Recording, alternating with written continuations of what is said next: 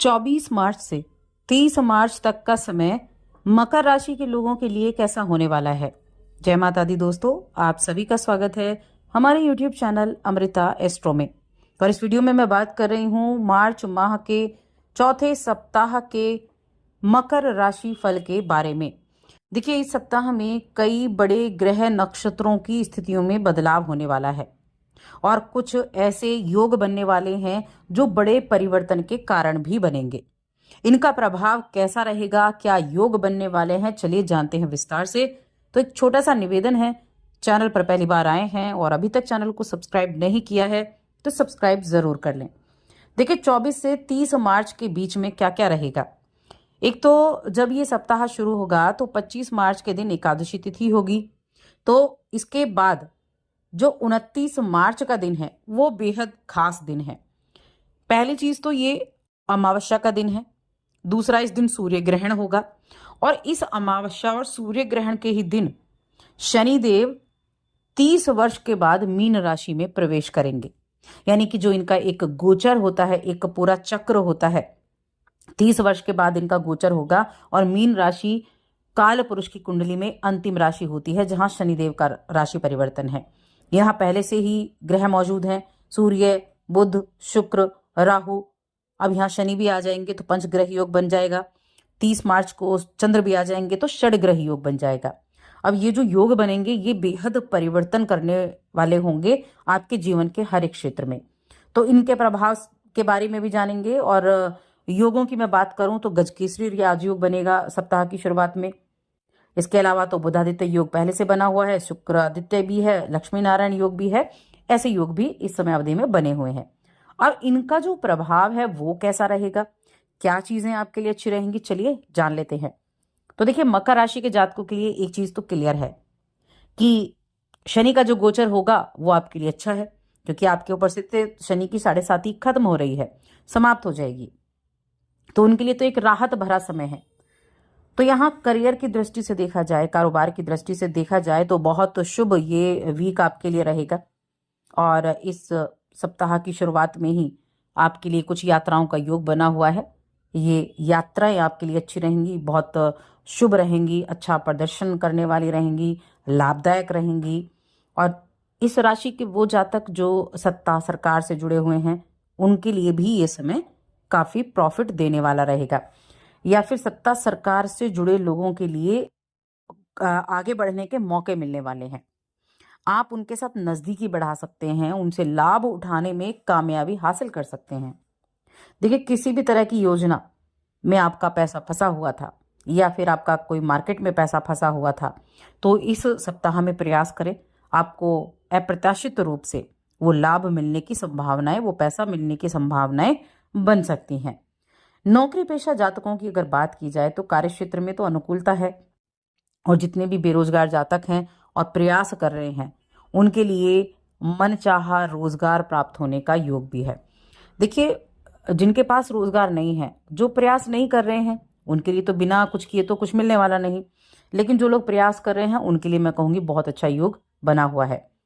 अब अपने कारोबार को अगर आप बढ़ाना चाहते हैं या फिर ऐसा भी हो सकता है कि किसी नए कारोबार से जुड़ने का अवसर आपको मिल जाए, कोई आपके सामने एक अच्छा अवसर लेकर आ जाए, एक अच्छी अपॉर्चुनिटी आपको देकर चला जाए, पार्टनरशिप के बिजनेस में जुड़ने के लिए हो कह दे, तो एक बहुत अच्छा अवसर भी मिलने की संभावनाएं बन रही हैं।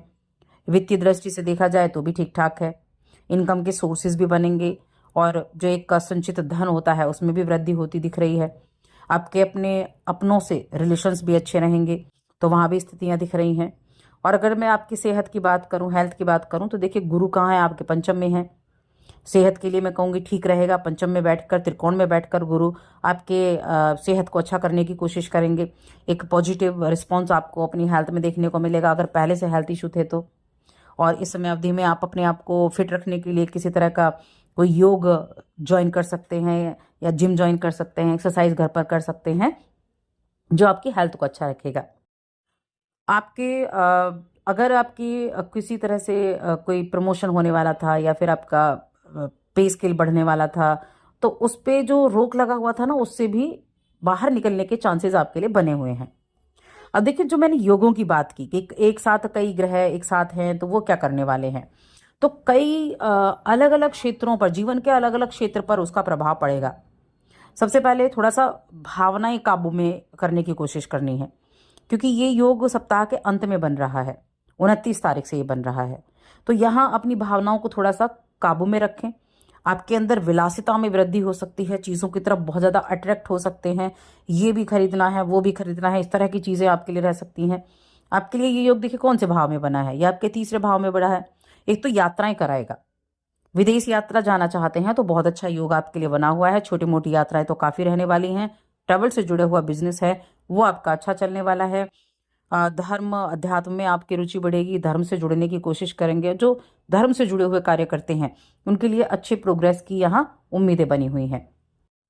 इस वीक में हॉस्टल या बोर्डिंग स्कूल में जो बच्चे रह रहे हैं उनको थोड़ा ध्यान रखना है, क्योंकि उनको मेहनत ज़्यादा करनी पड़ सकती है, तब आपको अच्छा रिजल्ट मिलेगा।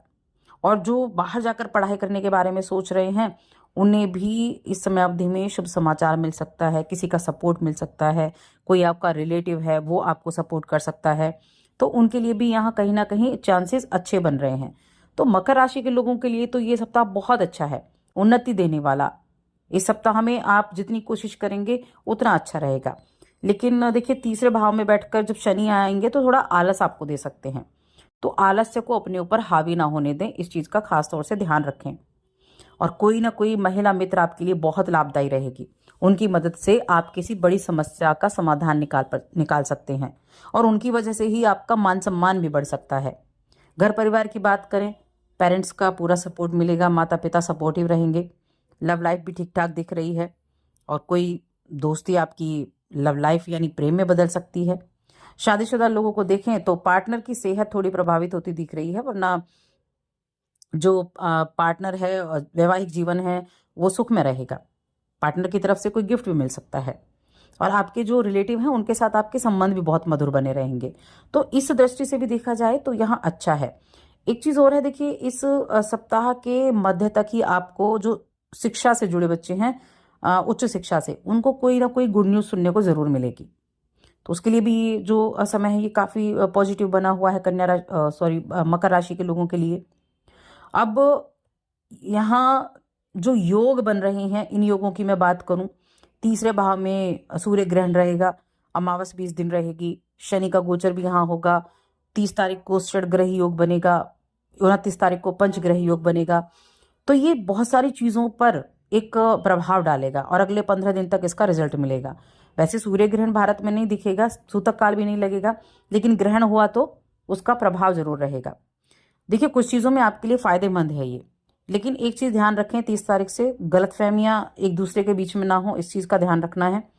और साथ में मकर राशि के जातकों के लिए किसी ना किसी तरह के कोई अगर डील आपकी चल रही थी तो उसकी जांच पड़ताल जरूर करें। ये सप्ताह के एंड की मैं बात कर रही हूँ कि सप्ताह के एंड में कोई भी कॉन्ट्रैक्ट पर आप साइन करने जा रहे हैं, कोई भी कानूनी दस्तावेज उस पर साइन करने जा रहे हैं, अच्छे से जांच पड़ताल कर लें, क्योंकि अगले 15 दिन थोड़ा सा सतर्कता आपको रखनी है। थोड़ा सतर्क रहेंगे तभी चीज़ें अच्छी रहेंगी। उपाय की अगर बात करूं कि क्या उपाय आप कर सकते हैं, तो देखिए एक तो मैं कहूँगी कुछ गरीब बच्चों को चावल आप खिला सकते हैं, खाना आप खिला सकते हैं, या कोई दिव्यांग है तो उसको भी आप खाना खिला सकते हैं। ये उपाय आपके लिए बहुत अच्छा रहेगा। दूसरा उपाय है कि भगवान शिव की आराधना जरूर करें और ओम नमः शिवाय मंत्र का जाप, एक माला जाप रुद्राक्ष की माला से जरूर करें।